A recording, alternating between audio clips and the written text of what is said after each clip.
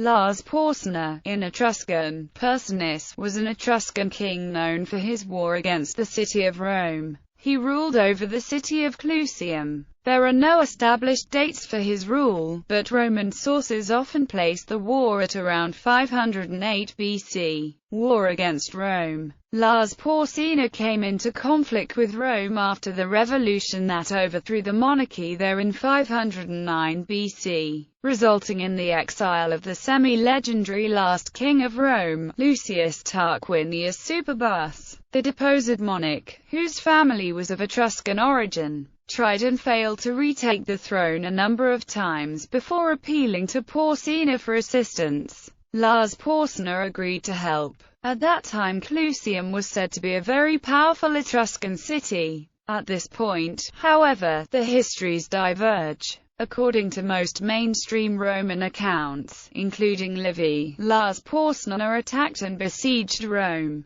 but was sufficiently impressed by particular acts of Roman bravery in defending the city that he chose to make peace. Other accounts, however, suggest that Lars Porsena actually succeeded in subduing the city, and that the Etruscans were only driven out some time afterwards. None of the accounts, however, suggests that Tarquinius Superbus was returned to the throne. Thus, if Lars Porsena did indeed capture Rome, he may have done so with the intent of controlling it himself, not restoring the former dynasty. Accounts of the war include a number of matters directly concerning Porsena. One story tells that, during his siege of Rome, a Roman youth named Gaius Mucius sneaked into the Etruscan camp with the approval of the Senate, intent on assassinating Porsena. However, when Mucius came into the king's presence, he could not distinguish Porsena from his secretary, who was similarly attired.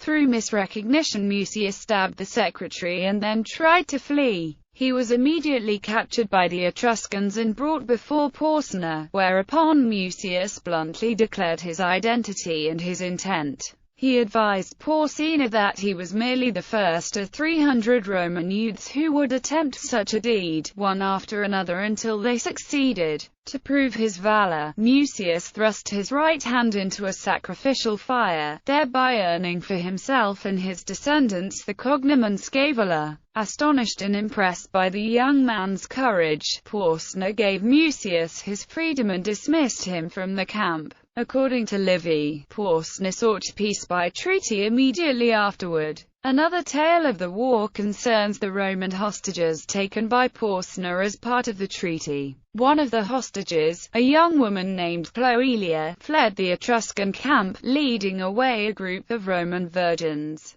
Porsena demanded that she be returned, and the Romans consented. On her return, however, Porsena was so impressed by her bravery that he asked her to choose half the remaining hostages to be freed. She selected all the youngest Roman boys. Afterwards the Romans gave Cloelia the unusual honor of a statue at the top of the Via Sacra, showing Cloelia mounted on a horse, that is, as an equess. Livy also recounts that during his own time, public auctions of goods at Rome were by tradition referred to as selling the goods of King Porsena, and that this somehow relates to the war with Clusium. Livy concludes most likely it is because, when Porsena departed Rome, he left behind as a gift for the Romans his stores of provisions. In 5007 BC, Porsena once again sent ambassadors to the Roman Senate, requesting the restoration of Tarquinius to the throne. Legates were sent back to Porsena, to advise him that the Romans would never readmit Tarquinius,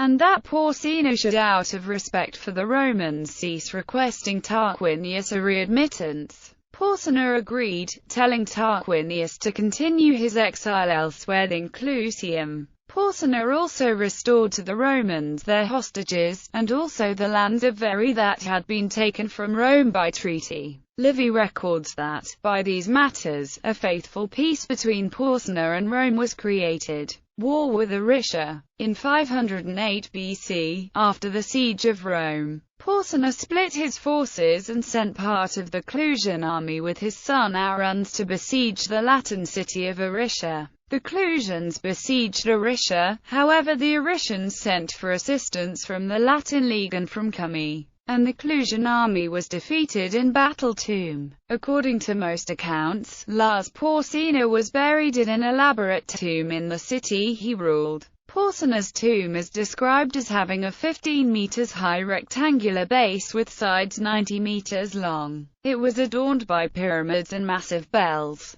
Lars Porsena's tomb, together with the rest of the city of Clusium, was razed to the ground in 89 BC by the Roman general Cornelius Sulla. Fictional treatment. The story of Lars Porsena and the Roman hostage Cloelia is the basis of the libretto Il Trionfo di Clelia by Pietro Metastasio. The French writer Madeleine de Scuderi wrote Clelia in 1661. Lays of Ancient Rome by Thomas Babington Macaulay tells the legendary story of the Roman Horatius defending the bridge into Rome against Lars Porsena's oncoming Etruscan army.